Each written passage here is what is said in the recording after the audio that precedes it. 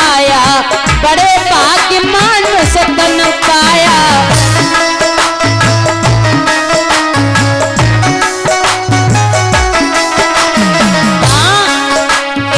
गर्भ मास में जब तू आया, बड़े भाग्य मानुष तन पाया।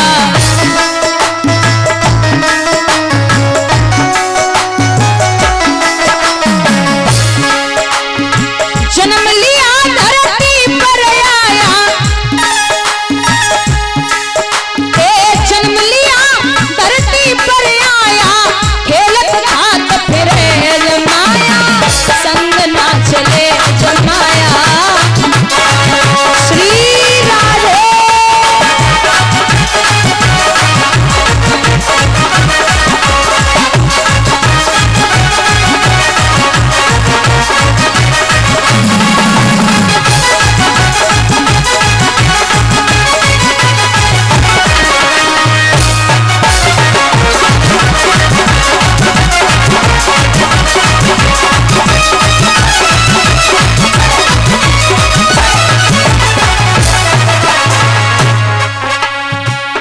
और 10 से 16 गई खेल में,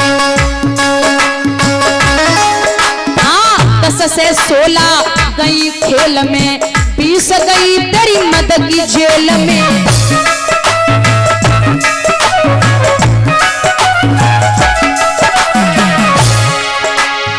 चालीस तक प्रिया के मेल में, 40 तक प्रिया के मेल में, 55 कमले जमाया, संग ना चले जमाया।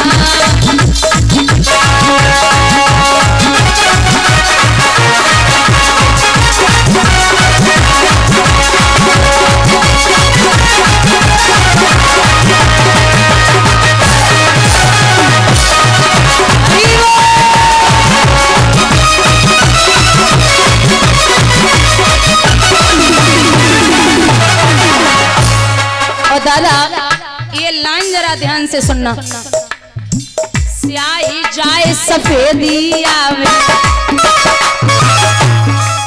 हाँ स्याही जाए सफेदी आवे, तन की खालस कुड़ सब जावे।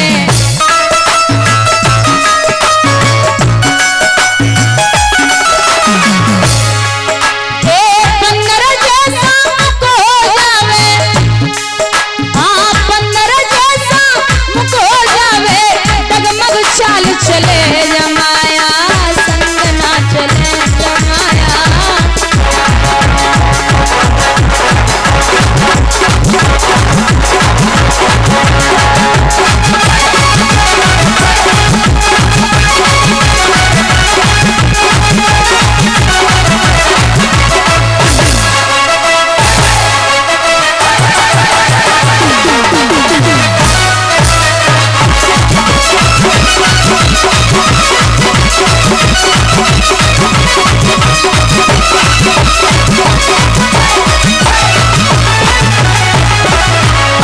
और क्यों करता तू मेरा मेरा, क्यों करता तू मेरा मेरा, कोई नहीं है यहाँ पे तेरा।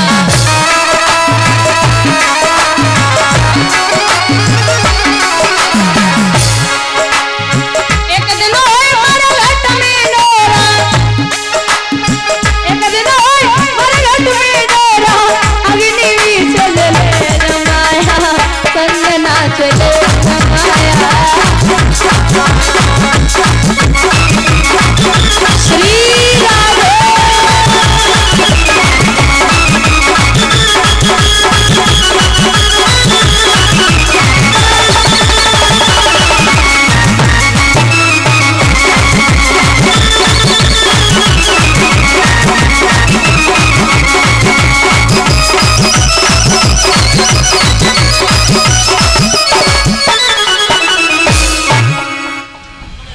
महाराज यहाँ लौट के आए हैं पाचा पांडवा अंतिम संस्कार करके। तो देखा है उत्तरा के गर्भ से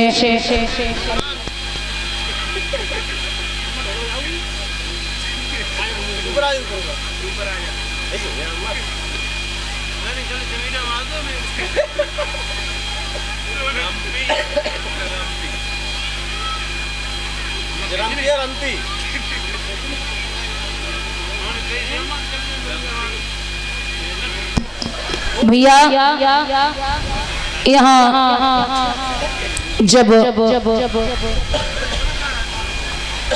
उत्तरा के गर्भ से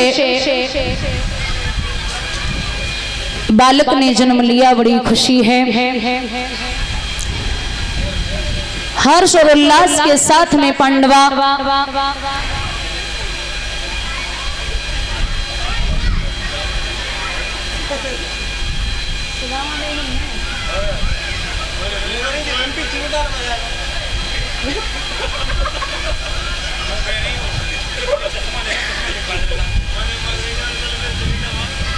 जब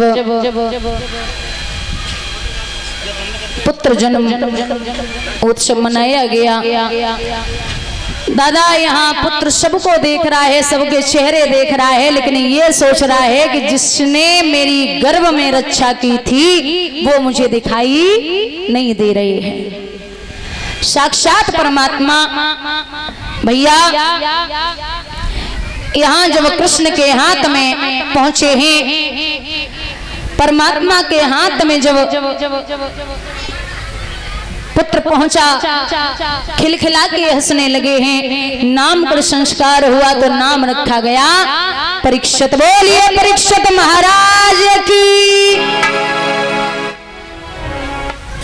धीरे धीरे समय बीता, बड़े हो रहे हैं। तो जब बड़े हुए समझदार हो पाए हैं, पांडवों ने इनका राज तिलक कर दिया। समझदार हुए परीक्षित पांडवों ने राज तिलक किया। पांचों पांडव मैया द्रौपदी समेत प्रयाग के लिए चले गए। एक दिन की बात है, बड़ा अच्छा खासा राज्य चला रहे हैं परीक्षित, लेकिन विचार आया है कि आज हम राज्य से बाहर जा रहे हैं घूमने के लिए। मन में उत्कंठा हुई तो कमरे खोलते जा रहे हैं। विचार किया जब कोई किसी के दादा परदादा जाते हैं छोड़ के तो कुछ न कुछ रख के जाते हैं, हम भी तो देखें हमारे दादा हमारे लिए क्या रख के गए। तो कमरे खोलते जा रहे, अंत में एक कमरा खोला है जिसमें एक सोने का मुकुट रखा है। उस सोने के मुकुट को परीक्षित ने सिर पे धारण किया है और शिकार खेलने के लिए चल दिए। जब शिकार खेलने के लिए चले तो पूरे दिन शिकार की तलाश में रहे, कुछ नहीं मिला। अंत में क्या देखा है कि एक गाय और बैल के जोड़े को एक शूद्र हाथ में डंडा लेकर के ऐसे मार रहा है मानो उनका कोई साथी न हो। तो गाय ने आवाज लगाई है कि कोई ऐसा वीर पुत्र है जो मेरी लाज को बचा ले। जब गाय ने आवाज लगाई तब परीक्षित झाड़ी से बाहर आए और एक बात कही कि निधड़क हो, निर्भय हो, कपिले, सेवक सेवा में हाजिर है और विश्वास रहे मैया मेरा तुझ पर सर्वस्व निछावर है। तुझ पे सर्वस्व देता हूं, बता मां क्या हुआ। श्री सूत जी बोले है सोनकादिक ऋषियों, आपको पता है ये गाय कौन है, ये बैल कौन है और इन दोनों को जो मार रहा है वो कौन है। बोले गाय है पृथ्वी मैया और बैल है धर्म। बुजुर्गों धर्म के 4 चरण होते हैं, सत्य, तप, दया और दान। लेकिन वो जो बैल था वो एक ही पैर से भाग रहा था, अब 3 पैर कहां गए। तो जो बोले कि जब सतयुग था तब 4 थे, जब त्रेता युग आया तब 3 बचे, जब द्वापर आया तब 2 बचे, और जब कलयुग ने अपना चरण दबा लिया तो सिर्फ 1 पैर बचा है। बोले दोनों को जो मार रहा था वो कौन था? वो कोई और नहीं, साक्षात कलयुग था। महाराज कलयुग की उम्र है 4,32,000 वर्ष की, 4,32,000 वर्ष की, और अभी कलयुग 5200 वर्ष के आसपास हुआ है। कलयुग अभी 5200 वर्ष के आसपास हुआ, और यहाँ तक विद्वान लिखते हैं कि कलयुग जब अपनी पर आएगा, जैसे जैसे समय बढ़ता जाएगा तो न माँ बेटे को, न बेटा माँ को, न बहन भाई को, न भाई बहन को, न पिता बेटी को, न बेटी पिता को, कोई किसी को नहीं समझेगा। जैसे पशु व्यवहार करते हैं वैसे व्यवहार शुरू हो जाएगा। और घोर कलयुग यानी कि कलयुग का अंतकाल जब होगा तो इंसान की उम्र यानी कि आदमी की उम्र सिर्फ और सिर्फ 12 वर्ष की बचेगी। बोलिए गोविंद भगवान की। यहाँ तक जब धनुष पे बाण चढ़ाया, मारने के लिए तैयार हुए, तो कलयुग ने एक बात कही है कि हे प्रभु एक बात बताइए महाराज, त्रेता सतयुग द्वापर सब आए, सबने राज्य किया, अब हमारी बारी है, मैं भी राज्य करूंगा। तो बोले एक शर्त है। बोले क्या? शर्त ये है कि मैं तुझे 4 स्थान देता हूँ। कौन कौन से? जहाँ स्त्री संग होता हो वहां तो निवास कर, जहाँ झूठी गवाही होती हो वहां तो निवास कर, जहाँ वैश्यों का नाच लोग मांस मदिरा खाते पीते हो वहां तो निवास कर। बोले ठहर जाओ महाराज, कलयुग का अच्छा आदमी तो ऐसी जगह पे जाएगा ही नहीं। कोई ऐसी जगह दो जहाँ पे कोई कलयुग का अच्छा आदमी भी जाए। बोले जाओ तुम कनक में निवास करो। कनक माने सोना, और एक होता है धतूरा। कनक कनकते 100 गुनी मादिकता अधिकाय, और बा खाए बोरात और बा पाए। बोले सोना भी 2 प्रकार का होता है, एक खुद की कमाई का और एक दूसरों का लूटा हुआ सोना, छीना हुआ सोना। तो उस सोने में निवास करेगा जो दूसरों का लूटा हुआ हो, छीना हुआ हो। बोले ये ठीक है, अब कहीं जाने की जरूरत नहीं है। जो परीक्षित ने मुकुट बांध रखा था वो परीक्षित के बाबा भीम युद्ध में जरासंध से छीन करके लाए थे।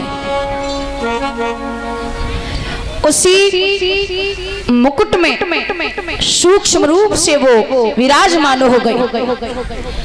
अब जब कलयुग बुद्धि पे विराजमान हो जाए तो वैसे भी तो कलयुग का आदमी इतनी गर्म खोपड़ी का है, और कलयुग और विराजमान हो जाए तो क्या हालत होगी। बहुत मुसीबत। लोमस ऋषि की कुटिया की तरफ बढ़े। तो जब लोमस ऋषि की कुटिया की तरफ बढ़े, जो भगवान के भजन में बैठे थे, नेत्र बंद हैं, परीक्षित ने जाकर के कहा कि हमें प्यास लगी है, जरा पानी दे दें। लेकिन अब वो इतने गहरे भजन में, इतनी समाधि पर बैठे हैं, कुछ नहीं सुना।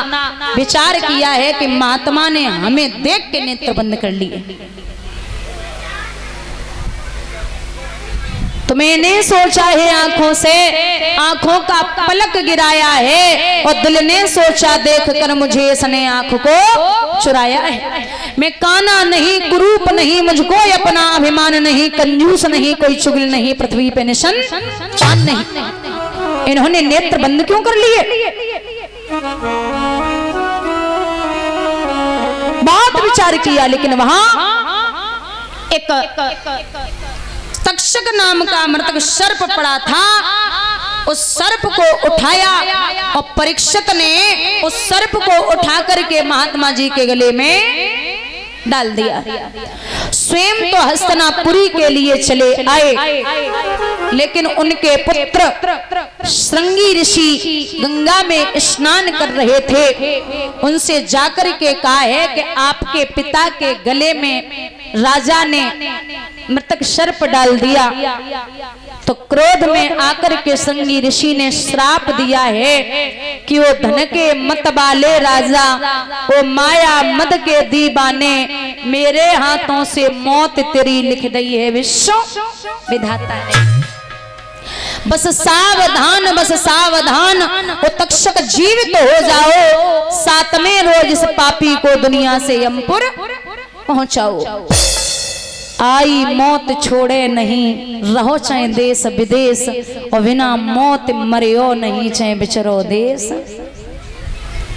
2 दिन की झूठी दुनिया है, ये जन्म मरण का फेरा है। कोई आज मरे कोई कल मरे, ये हाल सभी का होना है। परीक्षित को पता चला कि मेरी 7 दिन में मृत्यु है, तो बड़े प्रसन्न हुए।